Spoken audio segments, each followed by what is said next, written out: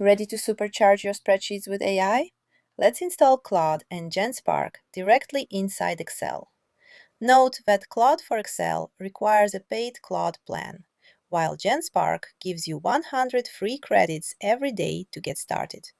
We will start with a completely blank workbook. Go to the Home tab on the Excel ribbon and click the Add-ins button on the far right side. Click into the Search Add-ins field and type Claude. Look for Claude for Microsoft 365 or for Excel in the search results and click the Add button next to it.